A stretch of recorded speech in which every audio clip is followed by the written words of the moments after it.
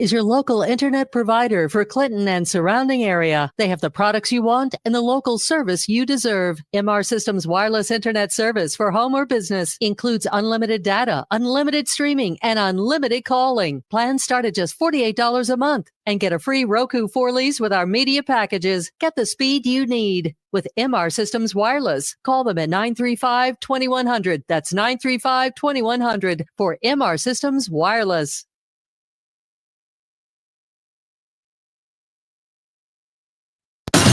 Your friend in Central Illinois.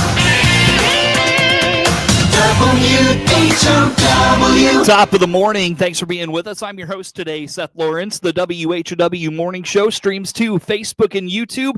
Brought to you by Peterson Insurance, your Pekin Insurance agent in Clinton. My guest in studio this morning, Sheriff Mike Walker. Morning, Sheriff. How are you? Good, Seth. How about you? I am well, enjoying the cool weather, although I hear it's supposed to warm up this week. So I heard that, and I heard you're responsible for the warm-up. You know, that just might be the case. That just might be the case at this point, the way things are going. But hopefully it's our last kind of real warm stretch, and we're off to the fall. You know, we got apple and pork coming up, the harvest, all that. Well, you know, every year it happens. As soon as school starts, we'll get a little reprieve, and then or we'll be really hot, and now here we are. We're going to get hot towards the end of the week. It's the false fall, as they say. So, is. Very good. Well, let's dive into it, Sheriff. One thing you were telling me before we got started, this is pretty cool, I'm curious how it's going to work out, is you can now text to 911. What's this about? Yeah, last week we got our last wireless carrier on board, and you can, in DeWitt County, you can now text to 911. It's basically, you just type 911 into who you want to receive the text and send a text, and it will come to our dispatch center. Very good. Very good. So how does this work? I mean, do you just type in 911 and you text? Like what I guess, walk me through this. Just like, say you got a new contact that you're wanting to text somebody, and you don't have them saved in your contacts. So the first time you got to put their phone number in the recipient area. All you do is put 911 in that recipient area, type your message, and hit send. It goes right to 911. Okay. I was one of the people testing it with the Verizon carrier, and went right there. They get it on their screen. They text you back and have a conversation just like if you were using the phone. So it's a text conversation, essentially. Yes, it's a texting conversation. Yeah.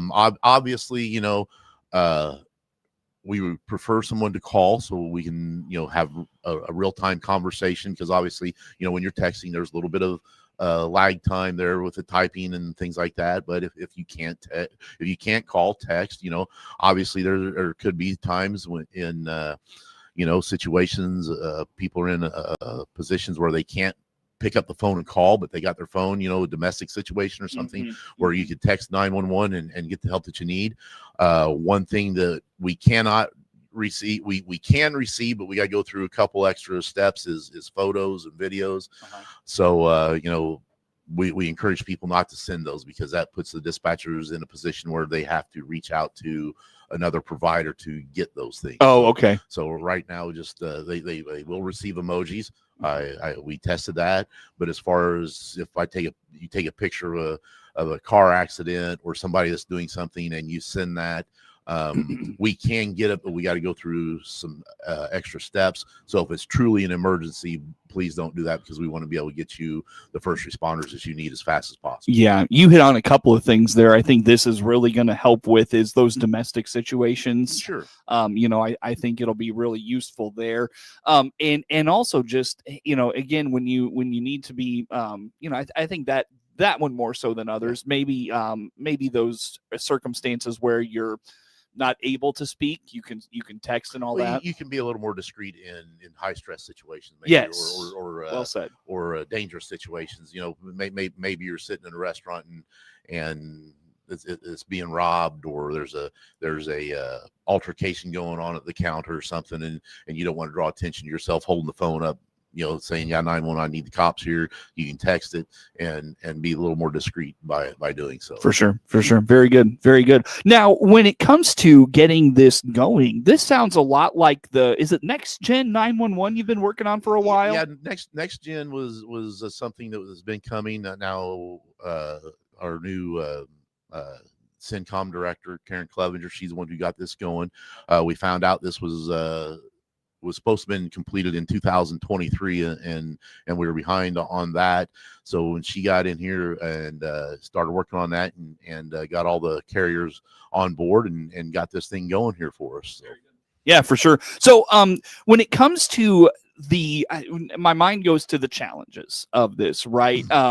You know, now that you know, a lot of youth or you know, just young people have access to cell phones now.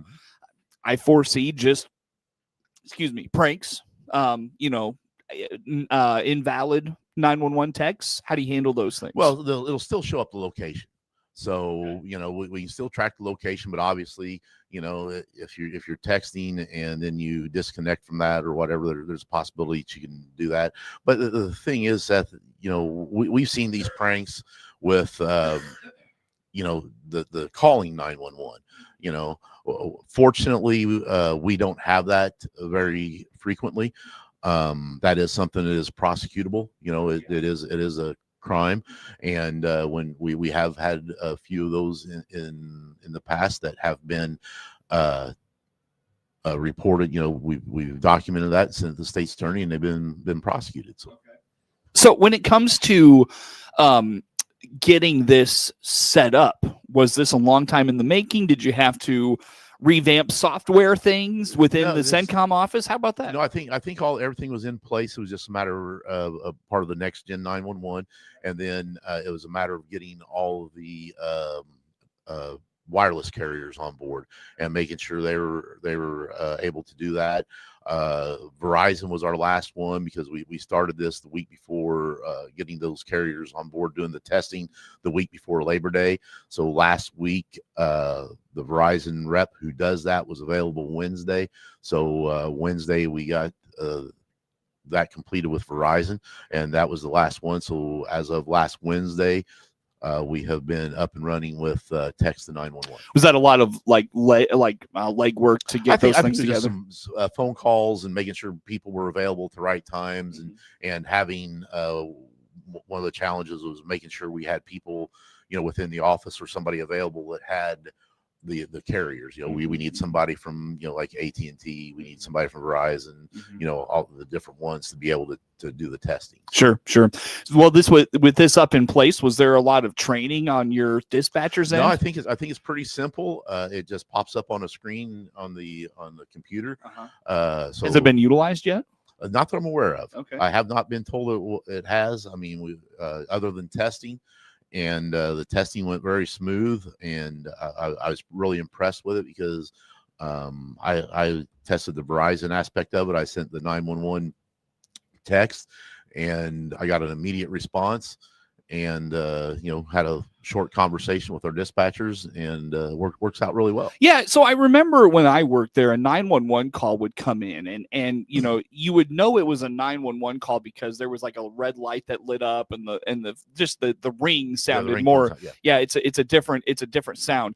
Is that the way it works with there's text? a special notification on the console, so when it comes up, you know, they don't think they're just getting an email or something like that. It's a special tone to get their attention, and a special place on the screen. So yeah, very good.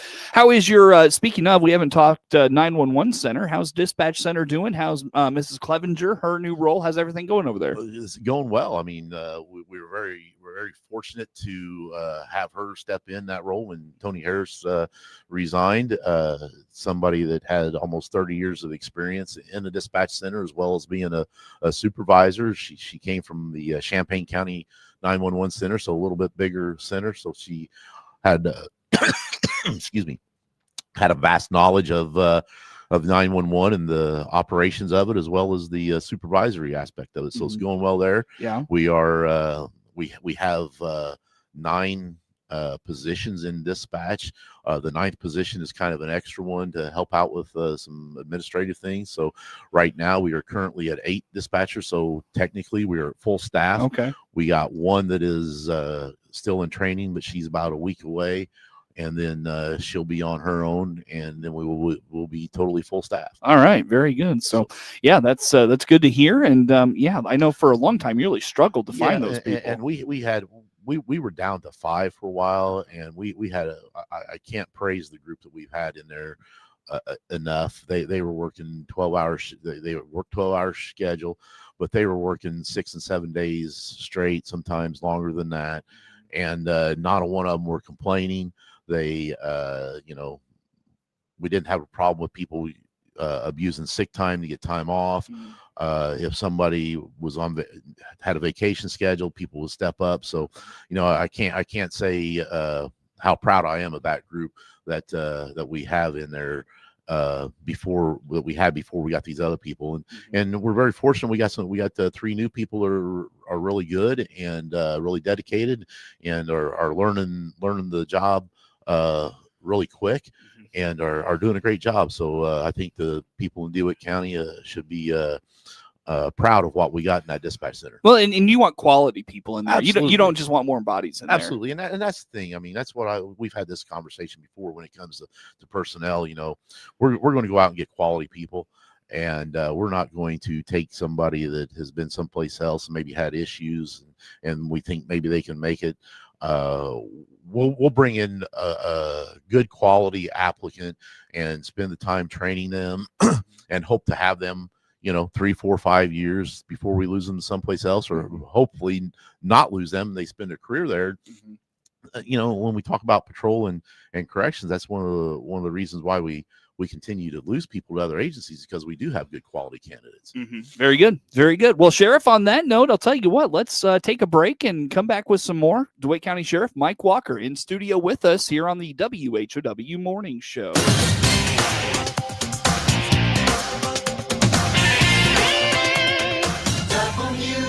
WHOW.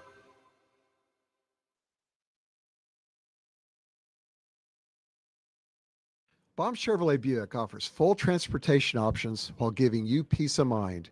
This is Scott Baum from Baum Chevrolet Buick here in Clinton. This is what we do every day. We listen to you, give you options for routine maintenance, major mechanical problems, or collision repairs with a staff that's knowledgeable to find the best option for you. Baum Chevrolet Buick, your full service dealer. See us at baumchevybuick.com right from the start. This is Seth Lawrence, News and Program Director for WHOW and WEZC. We take pride in being Clinton and Central Illinois' local radio stations each and every day, 7 days a week. What does local news mean? Here's a sample. First and foremost is the safety of the children out. Plan extra time for your route so you can drive slow. I know everybody's in a rush in the mornings. There's kids out. I'm excited that I get to break a little bit of news today, that this commitment is going to start right here, right now, with $100,000 over 5 years to the Clinton Community YMCA. And financially, it's not looking good for the movie theater. And are they going to be able to keep the doors open? We're not sure. You hear the local people that make the news every day, 7 days a week on the big 1520 AM, 92.3 FM, and 106.5 FM WHOW, and on your easy choice for soft hits, 95.9 FM WEZC. AgriTalk is the radio talk show for American agriculture. Hi, everybody. I'm Chip Flory, your host. We join you weekday mornings from 10 until 11 on WHOW, on AM and FM, and on the WHOW streams. We provide farmers and ranchers with timely insights and information aimed at improving their operations. Join me, Chip Flory, weekdays at 10:06 on Central Illinois Ag Station, WHOW. Your friend in Central Illinois, WHOW. Once again, good morning. Thanks for being with us. I'm your host today, Seth Lawrence. The WHOW Morning Show streams to Facebook and YouTube, brought to you by Peterson Insurance, your Pekin Insurance agent in Clinton. My guest in studio this morning, DeWitt County Sheriff Mike Walker. And Sheriff, end of the month, we really kick things into high gear in a way. We've got apple and pork. You're going to see the combines and the implements start to roll out. A lot going on as we get into the fall season. Let's start with the Apple and Pork Festival, and just from your perspective, what it all takes from the sheriff's side. Well, I'll tell you what, we provide, people there. The majority of the apple and pork is in the city. Everything north of the covered bridge on the museum grounds is actually in the county. So that's all our responsibility. But, we work well together with the city, and we get up there and we do what we need to do. And have my guys help out, and the city has their guys there. We have plenty of first responders. We have, the Clinton Fire Department has a crew there. The ambulance has a crew there. And how busy we are always depends on the weather. If it's hot, we're going to have all kinds of people, having heat-related issues, and things like that. If it's rainy, we're going to have issues with people falling down in the mud and things like that. So hopefully we get some weather like we had this weekend. Would be perfect. Nice mild temperatures, bring out a good crowd. One thing about the Apple and Pork is it is truly a family-friendly event. We don't have to worry about the issues that some other festivals have with beer tents and that type of thing. So well, I'll tell you what, if that's the weather you want dialed up, keep me completely away from the weather, man. Well, that's probably accurate. You might just have to take me to jail the next few weeks if that's what you want. So sounds to me like you're just wanting a vacation. Well, I wouldn't call jail a vacation, but hey, if it is what it is sometimes. But no, we're looking forward to it. I mean, it's going to be here before we know it. 2 weeks from this coming Saturday, so about 3 weeks. They'll be starting to ramp up here next couple of weeks, getting things set up on the grounds. I've been seeing that all the booths on the grounds are sold out. Yeah. It's going to be interesting to see how things shake out at the Antique Mall, because the new bank took up some of their spaces there. So may have less vendors there, but some of those maybe have come to the museum grounds. Yeah, very good. So look forward to it. You touched on one thing that I always am curious about from a law enforcement standpoint. It's such a large festival, and yet there's frequently few issues with it, right? I mean, what do you attribute that to? I think the fact that it is a family-friendly event, and most people you see there, a lot of people are bringing their family. It's very laid back. It's I think maybe some of the people go and eat and get tired and don't have any energy to don't cause any trouble, right? Right. Yeah. A lot of people are there. They know what they're coming there for, and they go and see it, or they go and they enjoy walking through the flea markets and seeing the different wares that people have, and I really think that's just the key that. It's always been promoted as a family-friendly event. It's a fundraiser for a number of local organizations. So people come out to support that, and we've always been fortunate to we have we have a few issues every now and then, but as far as actual law enforcement related issues where we have to take law enforcement action, very few. I can't remember the last time that we've had one, and I've been working this thing. Seth, I've been here since '89. I've been working it just about every year since 1990. So other than a couple years, I've been off. So probably at least 30 of them.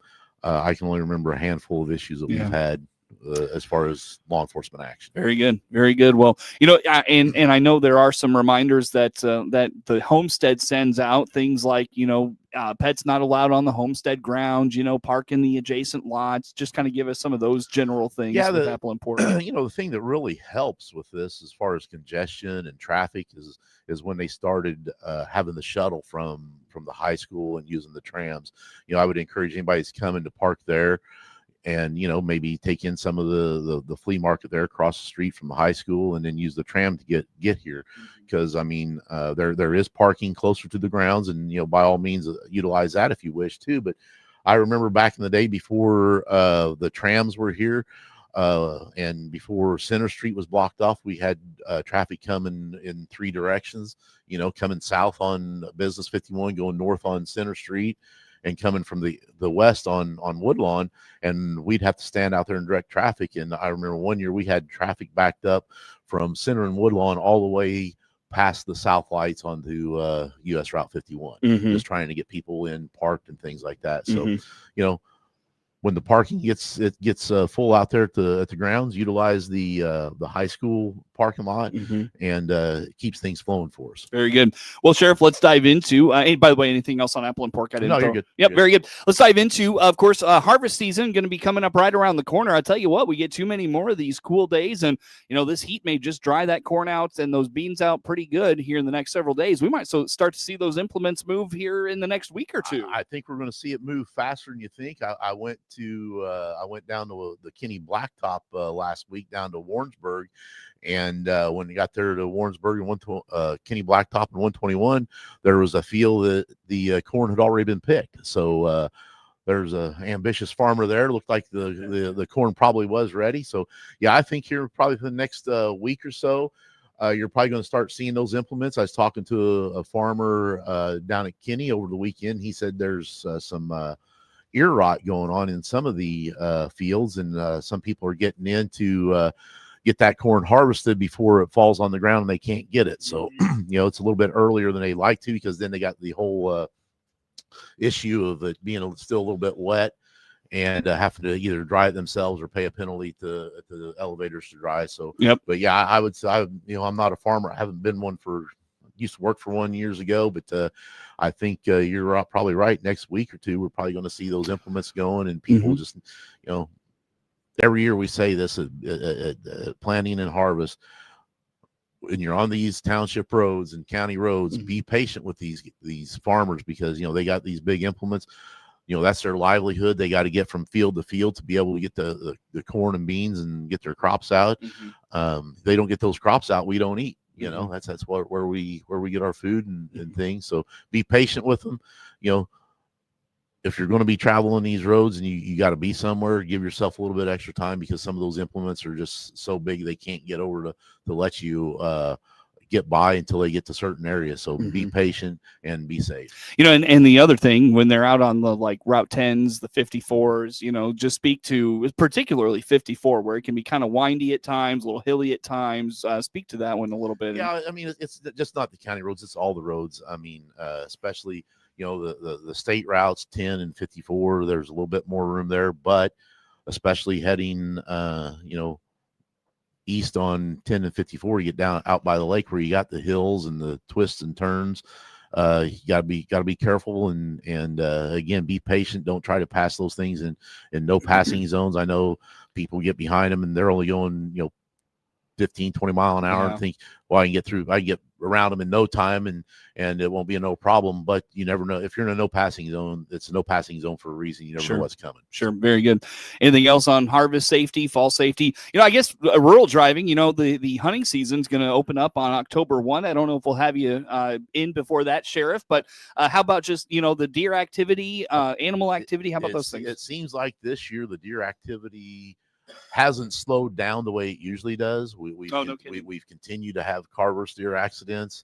I was talking to one of the local body shops, and they said it's continued all summer. So I think my theory on this is the hunters that are out there, a lot of them are hunting for that big buck, that big trophy.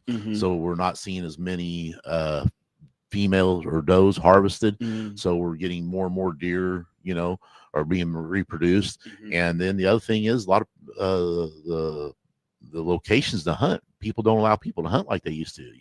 They don't want strangers on their land, or they want people on their land, tearing things up. And I think the deer population has just grown, and they continue to run and things throughout the year. Yeah, very good. Well, Sheriff, always good to have you in studio. Best way for folks to learn about all things DeWitt County Sheriff and what's happening with your office. Follow our Facebook page, or we have a website. Most of our information we put out on the Facebook page, because that's usually where people go first, and we try to keep it updated and get information out there whenever we have new scams or anything that's going on, or we're going to be someplace, we put it out there so people can know. And then obviously, if you ever need something, give us a call. And again, if you have an emergency, call 911. And again, I've said this time and time again, if you're out up in the middle of the night and you see something, call us so we can get it taken care of. Very good. DeWitt County Sheriff Mike Walker in studio with us. Network News comes your way next. WHOW.